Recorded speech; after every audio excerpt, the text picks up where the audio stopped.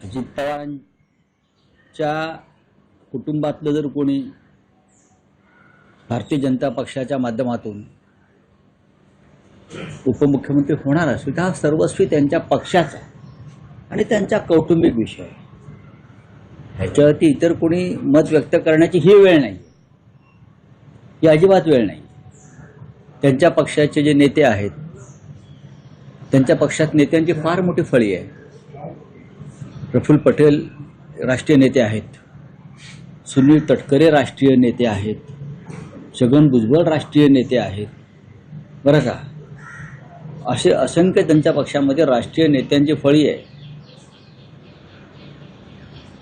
आता ह्या राष्ट्रीय नेत्यांनी हा निर्णय घेतला असेल तर तो त्यांचा निर्णय आहे.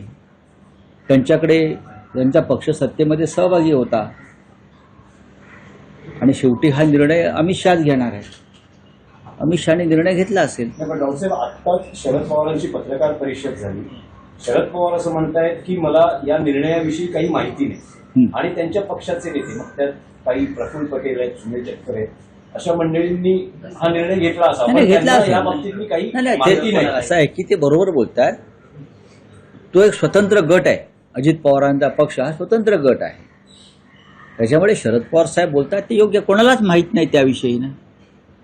ते फक्त त्यांच्या पक्षांतर्गतला विषय हा निर्णय आहे. कारण अजित पवारांच्या निधनानंतर त्यांचे पक्षाचे राष्ट्रीय नेते जी नावं घेतली, तटकरे, पटेल, भुजबळ वगैरे, हे सगळे राष्ट्रीय नेते हे मंत्रालयात किंवा वर्षा बंगल्यावर येऊन त्यांनी चर्चा केली फडणवीसांची, असं आम्ही वाचलं किंवा ऐकलं.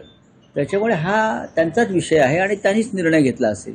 नाही, पण असं म्हटलं जातं आहे की या निर्णयामागे भाजप आहे आणि समजा 2 राष्ट्रवादी काँग्रेस विलिनीकरणानंतर शरद पवारांकडे पुन्हा या पक्षाची सूत्र बघा, जाऊ नये. मी तुम्हाला एकच सांगतो, जोपर्यंत अजित पवारांचा दुखवटा संपत नाही तोपर्यंत आम्ही या राजकीय विषयावरती बोलणार नाही.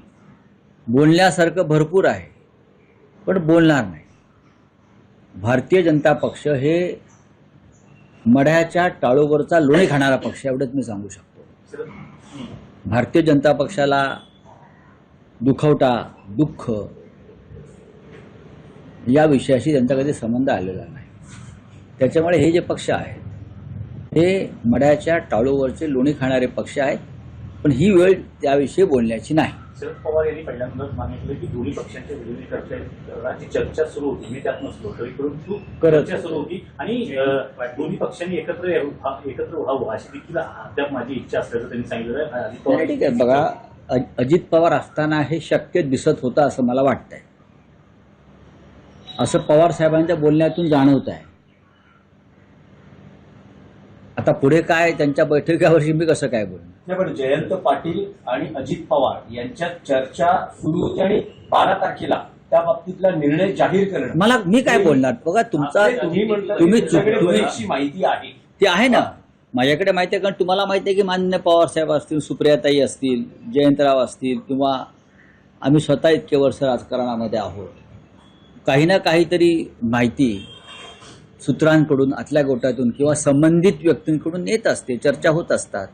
पण या विषयावरती चर्चा करण्याची ही वेळ नाही.